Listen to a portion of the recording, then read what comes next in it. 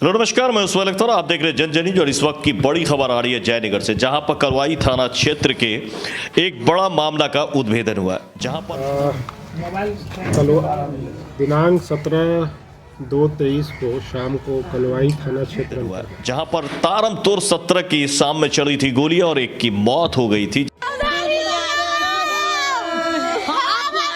यहाँ पर इसी के मद्देनजर एसपी ने एक टीम को गठन किया था और उसके मद्देनजर एक व्यक्ति को गिरफ्तार किया गया है। और वो व्यक्ति वो है जिसने आसरा दिया था। 6 लोगों की बात सामने आ रही है कि 6 अपराधी थे, जो 6 का 6 फरार हो गए हैं, लेकिन जिनके यहाँ उन लोगों ने आसरा लिया था उस व्यक्ति को गिरफ्तार की गई है कई हथियारों के साथ। तो सबसे पहले चलिए देखते हैं कि 17 की शाम को कलवाई थाना क्षेत्र में हुआ क्या था।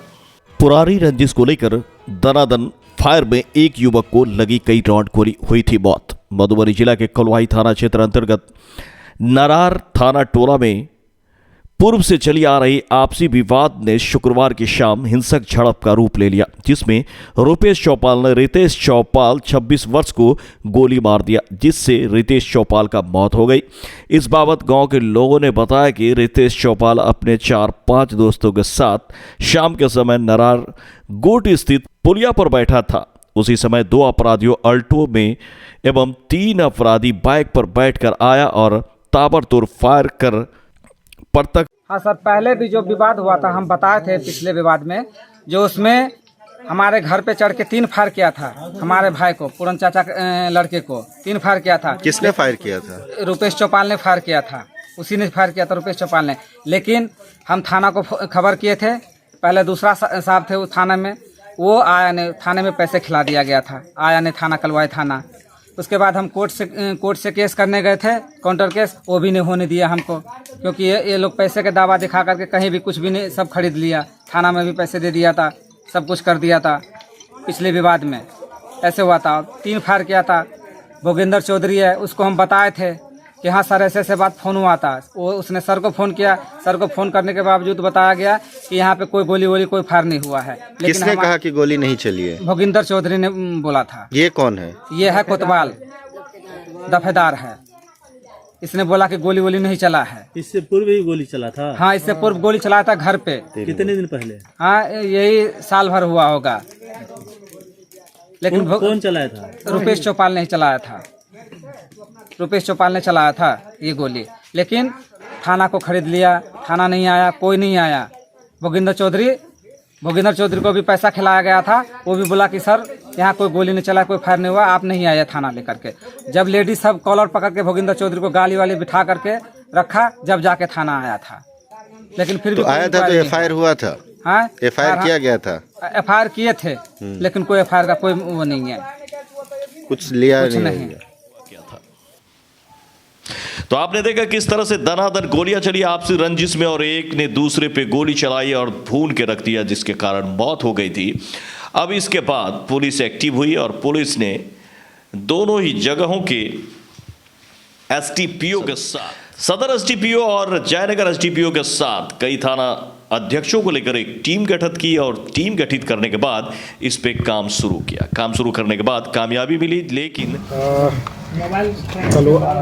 दिनांक 17/2/23 को शाम को कलवाई थाना क्षेत्र अंतर्गत एक व्यक्ति की गोली मारकर हत्या कर दी गई थी,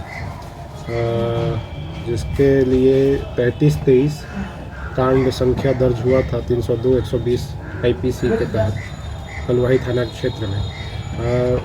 जैसे ही सूचना पुलिस को प्राप्त हुई थी, उसी टाइम पे तुरंत अनुमंडल पुलिस पदाधिकारी सदर के नेतृत्व में छापेमारी की जाने लगी। जो अपराधी हैं जिन्होंने गोली मारी थी उसको गिरफ्तार करने के लिए उसी क्रम में लगातार छापेमारी चल रही थी। उसी क्रम में पता चला कि जो अपराधी थे मारने वाले, वो दिल्ली पट्टी जयनगर में दिल्ली पट्टी में अपने रिश्तेदार के यहाँ छिपे हुए हैं, दोस्तों के यहाँ, रिश्तेदार के यहाँ छिपे हुए हैं। उस सूचना को सत्यापन करने के लिए टीम बनाई गई, जिसमें सदर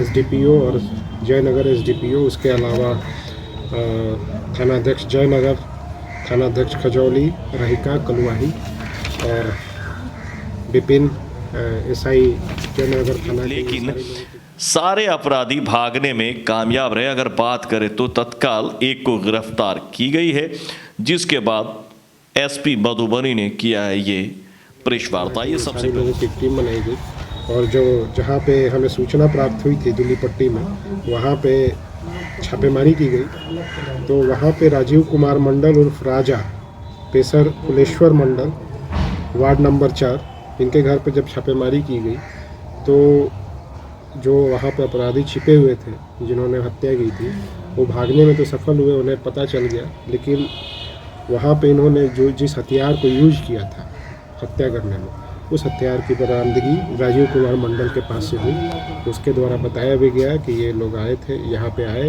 और ये हथियार रख के, और जब आप पुलिस की खबर मिली तो वो भाग गए। तो अभी तक के इस कांड का खुलासा यही है कि फिलहाल इन लोगों को ये हथियार जो प्राप्त हुआ है, बरामद हुआ है, उसके लिए अलग से एक केस जयनगर थाना में दर्ज किया गया है 67-23, और राजीव कुमार मंडल को विधिवत गिरफ्तार किया गया है।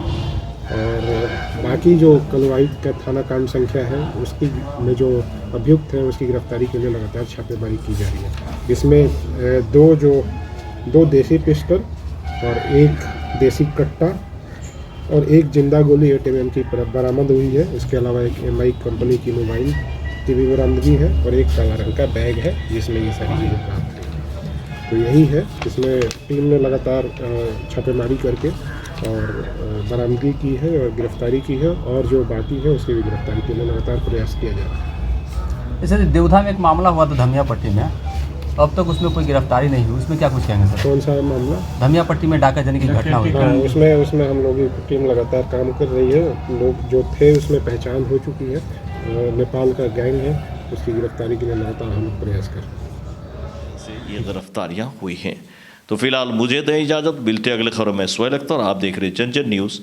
और देखना यह है कि बाकी बचे हुए जो अपराधी है जिन्होंने ये मर्डर किया है, इसकी गिरफ्तारी कब होती है। अभी उसकी गिरफ्तारी हुई है जिनने आसरा दिया था। मैं सोहेल अख्तर, आप देख रहे हैं जन न्यूज़। अगर आपको ये खबर अच्छी लगी तो इसे लाइक करें, सब्सक्राइब करें। लेकिन बड़ा सवाल ये उठता है कि हथियार का मिलना, जहाँ तहाँ चलना बड़ा ही आसान हो गया। लोग काफ़ी सशंकित हैं और लोग काफ़ी परेशान हैं, करे तो करे क्या। सुरक्षा को मद्देनज़र लोग अपने आप को काफ़ी असहज महसूस कर रहे हैं इस वक्त बिहार में। तो कहीं ना कहीं हमें और आपको भी सतर्क रहने की आवश्यकता है। सतर्क रहें, आपसी रंजिश से बचें, और पुलिस को भी चाहिए कि अपना काम तेज़ करे ताकि जरा ता चैन की नींद सो सके। मिलते हैं अगले खबरों में। सोहेल अख्तर, आप देखते हैं जन न्यूज़। नमस्कार।